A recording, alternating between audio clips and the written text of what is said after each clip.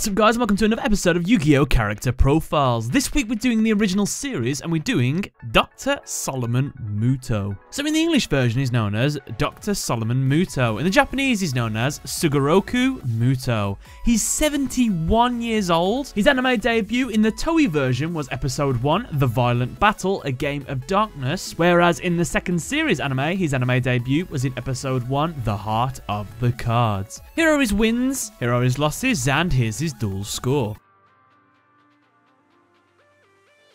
So a quick gist on the character. Dr. Solomon Muto, known as Sugoroku Muto in the Japanese, is the grandfather of Yugi Muto. However, Yugi simply refers to him as Grandpa. Solomon was the one who gave Yugi the Millennium Puzzle. He also owns the Kame Game Shop, where Yugi and his friends learn to play Duel Monsters and other games. Fun fact, his Japanese name Sugoroku is named after a Japanese game, kind of similar to backgammon. As well, in the Yu-Gi-Oh! The Eternal Duelist Soul, he is strangely known as Truesdale.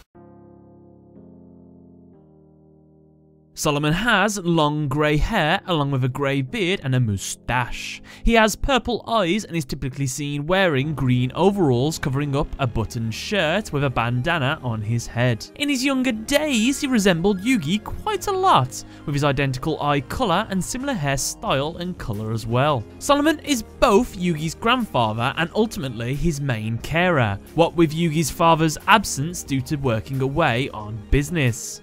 He is the one who taught Yugi and Joey how to duel. He is also a strong believer of the heart of the cards, having taught both Yugi and Joey that concept. Solomon taught both Joey and Yugi how to duel. He was very strict on them, giving them all sorts of lessons and usually being quite tough on them. He did this because Solomon loves games of all sorts, which may be because of his former gambling nature.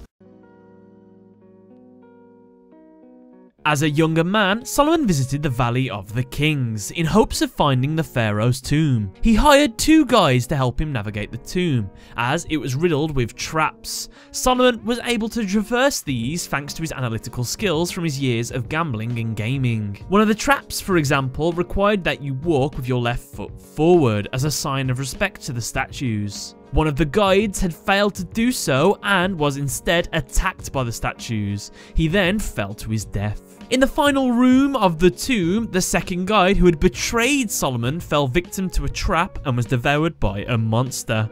Fun fact, in the Japanese version, he shoots Solomon with a gun, whereas in the English version, he hits him with a comically loud slingshot.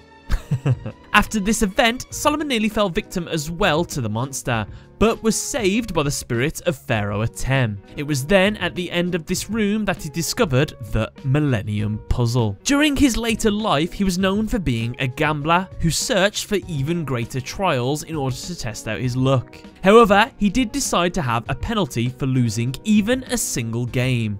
He would turn in his gambling suit and instead wear overalls, with the intention of collecting years instead of chips. He eventually opened up a game shop, the Kame Game. We see Solomon at the start of the Duel Monsters series challenged by Kaiba, as he wants the Blue Eyes White Dragon. He accepts but loses, and thus his card is torn in half as Kaiba did not want the Blue Eyes White Dragon to ever be used against him. After this event, Solomon then gives his deck to Yugi, passing on the torch, if you will, to the next generation.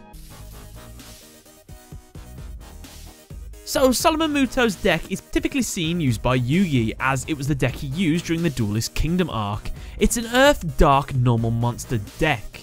Most of his normal monsters have low attack, but he supports them with magic cards such as Horn of the Unicorn to raise their strength, while also maximizing his more powerful monsters' potential through cards like Burning Land and Makyu the Magical Mist. If put on the defensive, he uses Swords of Revealing Light and Magical Hats to buy time for a comeback, or Mirror Force and Spellbinding Circle for a surprise counterattack. He also includes a bit of support for his signature card, the Dark Magician, like Mystic Box and Book of Secret Arts.